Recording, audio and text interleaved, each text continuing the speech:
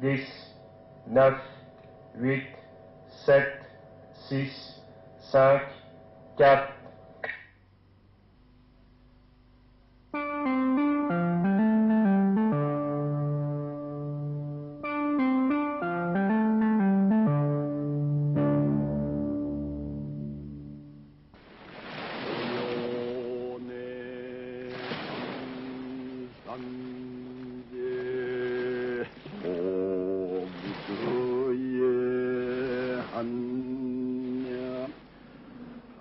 Le zen, appelé dhyana en sanskrit, est né aux Indes il y a 2500 ans avec l'éveil du Bouddha lors de sa méditation sous l'arbre Bo. Au 5e siècle de notre ère, un de ses successeurs célèbres, le patriarche Bodhidharma, l'importa en Chine où il prit le nom de Chan. 7 siècles plus tard, maître Dogen vint en Chine où il reçut l'enseignement de cette voie qu'il rapporta au Japon où elle prit le nom de Zen. Le zen influença toute la vie culturelle et spirituelle japonaise, ainsi d'ailleurs que la pratique des arts martiaux. Au début du XXe siècle, maître Kodo Sawaki, sortant du cadre des monastères, diffusa le zen dans la vie moderne et en particulier dans les universités. À sa mort, il transmit l'essence du zen à son successeur, maître Taizen Deshimaru. Celui-ci vint en Europe, il y a 10 ans, en tant que représentant de toute l'école Soto Zen. Depuis, il ne cesse d'enseigner, comme l'ont fait tous les maîtres avant lui, la pratique vivante du zen. On parle beaucoup du zen actuellement. De nombreux livres paraissent à son sujet. Les expositions de calligraphie et d'objets d'art sont largement suivies par le public. Mais, comme pour toute mode, on peut se demander quand même si le zen n'est pas appréhendé de façon intellectuelle. Pour répondre à cette question, nous avons ce soir ici quelques disciples de maître Taizen Deshimaru, qui enseigne le zen en Europe, et qui sont venus répondre à nos questions. Étienne Zeisler, qu'est-ce que le zen pour vous? Le zen, avant tout, c'est une posture. C'est-à-dire que le zen est la pratique du zazen. On peut appréhender certes le zen intellectuellement, l'appréhender à travers ses manifestations extérieures, qui sont l'art des fleurs, les arts martiaux, différentes choses dérivées de la culture, des cultures qui ont influencé le zen, mais essentiellement, dans sa profondeur, dans son origine, le zen est la pratique du zazen. C'est la raison pour laquelle il est très difficile de l'enfermer dans une catégorie, dans un concept. Et c'est pourquoi le zen, avant tout, est la pratique et l'expérience et la vie elle-même. C'est donc une expérience. Avant tout, une expérience. Alors, est-ce que vous pouvez nous expliquer cette posture de zazen? Oui, en gros, ça consiste à être assis, les genoux par terre, sur un coussin épais, et de tendre la colonne vertébrale droite, en poussant le ciel avec la tête et la terre avec les genoux. Et on met les mains comme ceci, la main gauche sur la main droite, les deux pouces bien droits. On ne doit pas avoir les pouces qui montent ou qui descendent. Les poignets sont reposés librement sur les cuisses, les épaules détendues, et le ventre, le bas-ventre relâché. La respiration est très importante aussi. La respiration du zen est une pratique approfondie où on appuie vers le bas, sur les intestins. Voilà les points principaux de la posture qui apprêtent une question d'expérience, comme vient de le dire Étienne. Bien. Le docteur Paul Chochard a accepté de répondre à une question sur l'effet psychophysiologique du zazen. De nombreuses recherches ont été effectuées, notamment au Japon, en étudiant l'activité électrique du cerveau dans le zen, et ceci a montré que le zen favorise un bon fonctionnement du cerveau, le met dans un état de vigilance calme et détendu, mais néanmoins toujours sensible aux influences extérieures. C'est au fond tout l'inverse de ce que nous avons en général dans notre société moderne, où nous sommes ou surexcités, ou au contraire hypnotisés, endormis. Et nous savons que ceci vient d'un centre situé dans la base du cerveau, qui est aussi responsable de toute l'harmonie du fonctionnement de tous nos organes, et par conséquent, c'est tout notre corps qui est mis en état de fonctionnement normal, détendu et calme. Évidemment, tout ceci demanderait un très long exposé que je ne peux pas faire, mais j'ai eu l'occasion de le détailler dans le livre que j'ai eu la joie de faire avec mon ami le maître Deshimaru, qui s'est appelé précisément Zen et cerveau au courrier du livre. Donc le zen est finalement basée sur une posture. Cette voie intellectuelle, cette voie philosophique, cette voie religieuse passe par une pratique du corps. Mais il y a quand même une question qui se pose, c'est la pensée. Pendant qu'on pratique Zazen, pendant qu'on respire, pendant qu'on a cette colonne vertébrale droite, pendant ces mains qui ne font ni montagne ni vallée, que se passe-t-il dans la tête? À quoi pense-t-on pendant Zazen? En fait, on peut dire qu'il ne s'agit ni de penser, ni de pas penser. Cette apparente contradiction se résume par le fait suivant. On ne doit pas, comme on fait dans la vie quotidienne, comme on est toujours enclin à le faire, on ne doit pas entretenir une pensée. On ne doit pas rabâcher quelque chose qui passe dans votre tête, mais au contraire, on doit laisser passer les pensées. C'est-à-dire la voir apparaître et la voir disparaître. Ne pas l'entretenir en quelque Ne sorte. pas l'entretenir. Ne pas l'entretenir, on doit être disponible à toutes les pensées qui viennent. Donc, ne pas penser.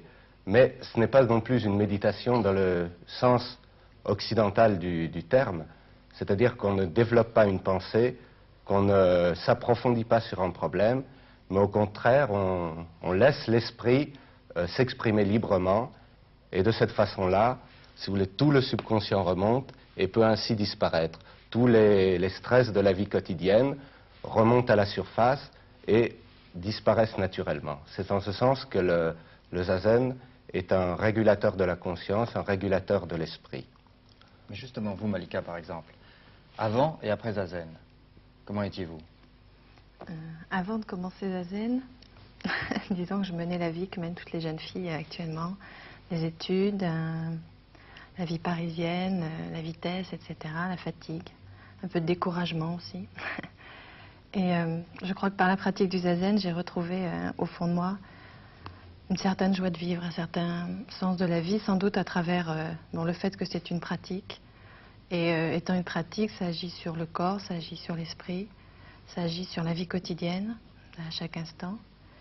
Et pour moi, c'était vraiment une expérience très profonde de connaissance de moi et par là d'ouverture aux autres. Je crois que c'est une des choses les plus importantes.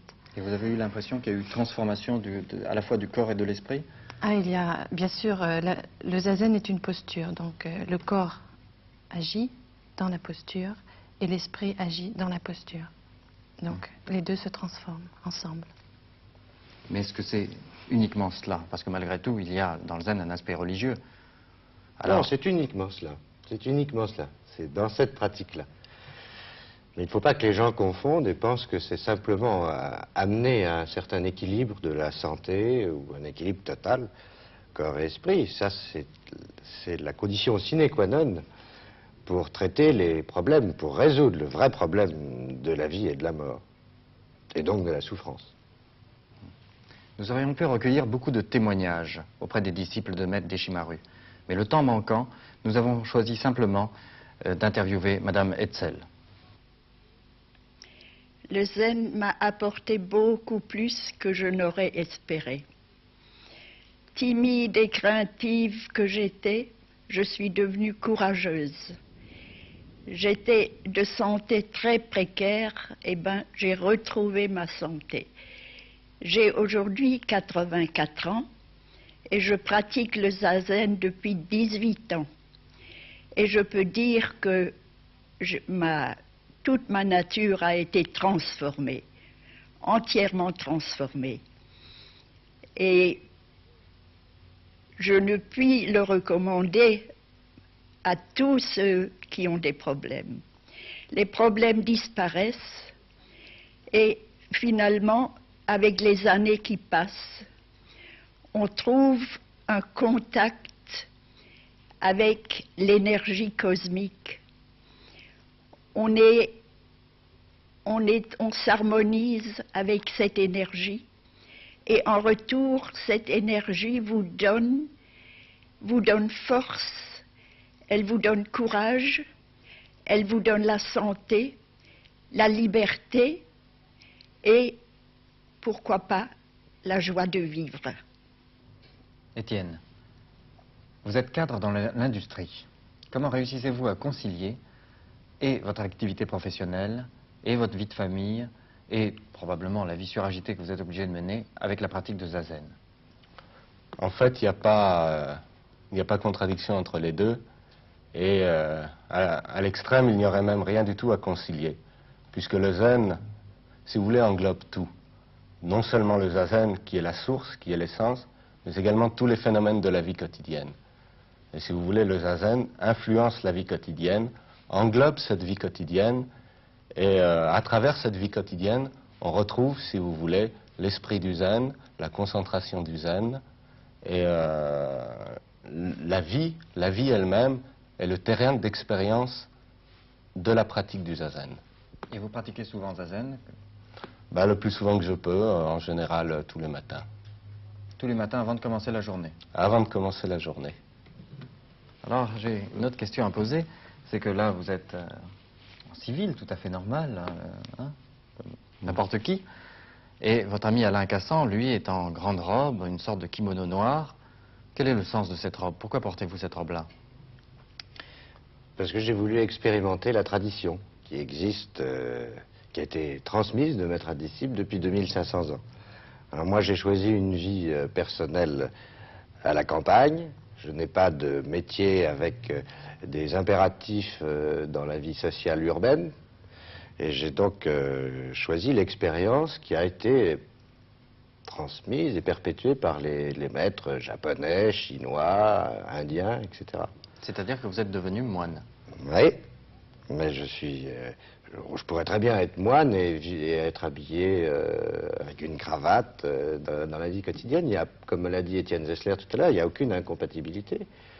Le zen est une icône de liberté. Alors il n'y a ni besoin de refuser la cravate ou le costume, ni besoin de refuser un vêtement qui est japonais ici, chinois là, et j'ai des sous-vêtements français. Et le crâne rasé? Le crâne rasé, c'est la même chose. C'est le symbole, toujours dans la pratique, puisque le zen est vraiment une pratique corps et esprit. Donc là aussi, en ce qui concerne le corps, la tradition veut que, quand on devient moine, la dernière touffe de cheveux soit tranchée par le maître, en signe d'abandon de tout. Le zen est sans but, sans profit, et c'est donc le point de départ à la vraie liberté, sans contrainte, sans limite. C'est dans ce sens-là que j'en ai fait cette expérience. Et quand je l'ai fait au début, j'ai pensé que je le ferais une fois pour voir comment avaient fait les anciens. Et puis je trouve ça tellement bien que je le laisse pour l'instant. Mais ça n'est pas rigide, ça n'est pas obligatoire. Il faut toujours créer et en même temps découvrir ce qui a été fait. Bien. Si vous désirez en savoir plus sur le zen et la pratique du zazen, Maître Deshimaru a publié un certain nombre d'ouvrages, comme La pratique du zen, il a fait aussi des commentaires des textes sacrés du zen, un livre intitulé Le vrai zen, et apparaître le mois prochain, Zen et arts martiaux. Mais la base de tout, c'est la pratique. Où est-ce qu'on peut pratiquer zazen? Bien, Maître Deshimaru réside à Paris la plus grande partie de l'année. Il y a un dojo à Paris où on peut pratiquer tous les jours. Et il y a également des dojos dans presque toutes les villes de France importantes et même à l'étranger, en Allemagne, Italie, Espagne. Et de plus, nous organisons chaque année des stages pendant l'été qui durent une dizaine de jours. Cette année, nous organisons un stage à Val d'Isère. Et pendant ces stages, il y a une initiation à la pratique du zazen. Il y a des conférences, des enseignements de Maître Deshimaru et des applications pratiques de ce qu'on appelle l'esprit du zen, que ce soit dans les arts martiaux, l'arrangement des fleurs, etc. Et au niveau de l'alimentation, par exemple? Et au niveau de l'alimentation également, c'est nous-mêmes qui faisons la cuisine dans le même esprit de vie naturelle et de retrouver un certain équilibre de vie, quoi, à tous les niveaux. Voilà. Alors j'espère que beaucoup de personnes viendront comprendre avec nous cet enseignement et approfondir cette voie. Et vivre cette expérience. Et vivre cette expérience, je crois que c'est le plus important, la vivre.